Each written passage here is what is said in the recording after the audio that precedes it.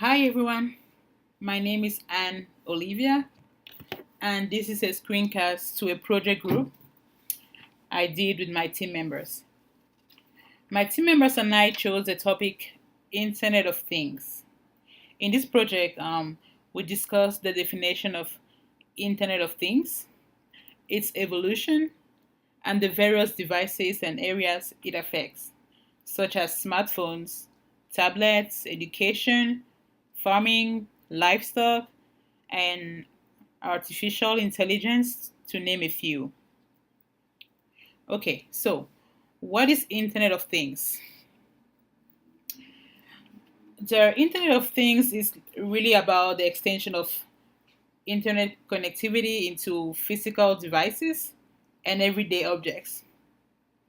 Embedded with electronics, internet connectivity, and other forms of hardware, these devices can communicate and interact with each other over the internet, and they can be remotely monitored and controlled.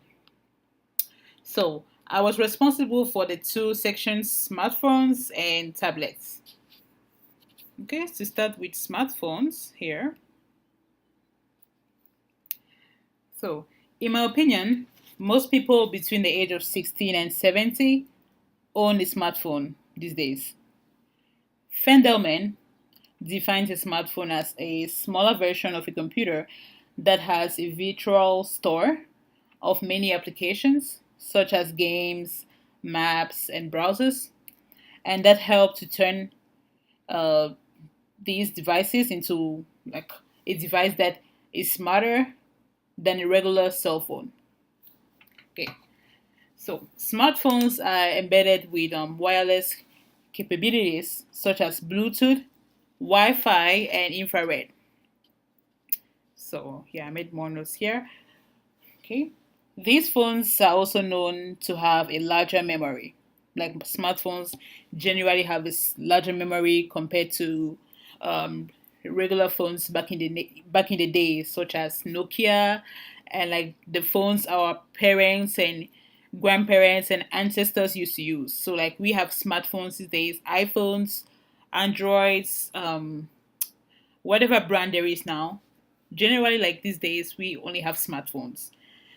Okay, so with a Wi Fi connection, a smartphone can communicate with another device over a wireless signal. I use the example of see, I use the example of downloading Google Maps.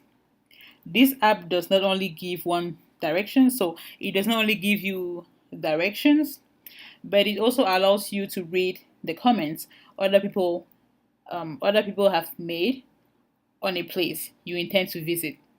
Say you want to go like to a restaurant.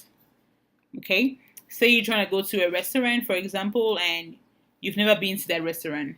If you download the app Google Maps and hit the name of the restaurant, you're able to see the comments people have made.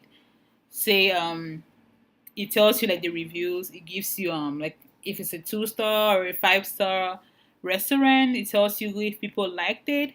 Um, People give you the advice on what you can eat and what you shouldn't eat and stuff like that. So so that was really more yeah. So that was closely linked to Wi-Fi because that's something you can do with the Wi-Fi. Like with the Wi-Fi connection, you can download that. Bluetooth is similar to audio streaming. It is mostly associated to wearable devices. So usually Bluetooth like is mostly linked to um, devices that are like nearby. Like generally when you speak about Bluetooth, like it's really like within a small range. Okay. A good example of a Bluetooth application is linking a smartphone to a car radio to play music while on a trip. Okay, so I took this example right here. Say you're traveling from New York to Washington D.C. for example. That is a 3 hours and a half trip. If you want to play music on your phone, you can just use the Bluetooth. So a lot of videos on YouTube show you how this is done. So it shows you how to um, Like this video show you how to link your Bluetooth to a car radio. It's pretty easy, and it's a pretty cool advantage of Bluetooth.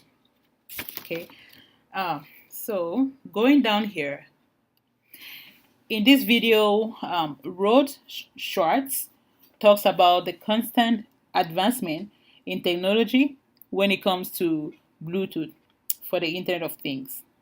He elaborates on Bluetooth 5, it, which is a future and faster version of our ordinary Bluetooth. Um, Rod Short says with Bluetooth 5, they are working on doubling the speed from 1 megasymbols per second to 2 megasymbols per second. So which is much faster than our ordinary Bluetooth. Okay, and he also says that with Bluetooth 5, um, Bluetooth 5 will also allow 8 times more broadcast capacity. So I think this means like with Bluetooth 5, you'll be able to like have a like larger range. Okay. So that was it for smartphones. Okay. So now I'm gonna move to tablets. Okay, because this was my second section. Okay. Let's see. So of recent, I have not. So I haven't really visited or been to a meeting uh, without tablets. So I always come across 1 or 2 tablets when I go for a meeting or when I watch a movie. There's always a tablet present somewhere in a business. Companies use tablets for research, for presentations, to monitor business profits, and a lot of other things.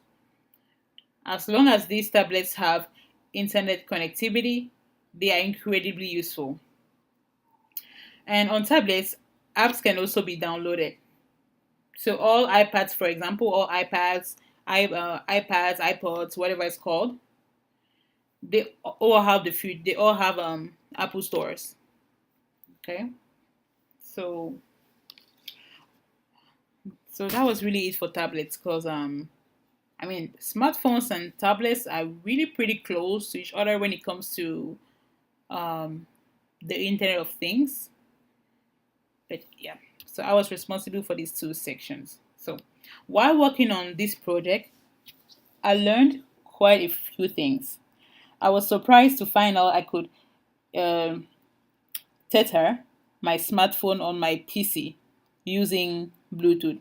So tethering is a process of sharing the mobile data or Wi-Fi connection on your phone with your laptop.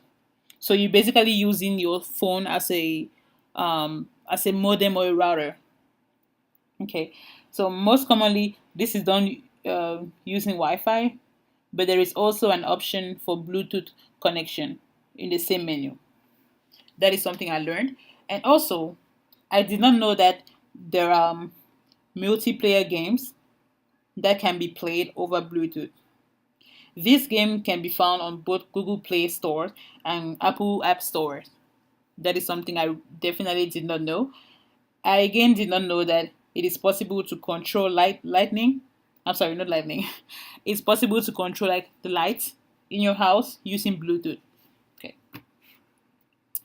So for this project, as I said before, I was responsible for discussing smartphones and tablets in terms of Internet of Things, and I was also responsible for the overview, creating the overview of the project. So I had to describe what the project is about. So so I had to read through what my team members wrote and come up with an overview of the project. Thank you so much for watching, and I'm sorry if my I hope hopefully you can understand what I'm saying. And yes, I hope everybody's fine and you have a good day.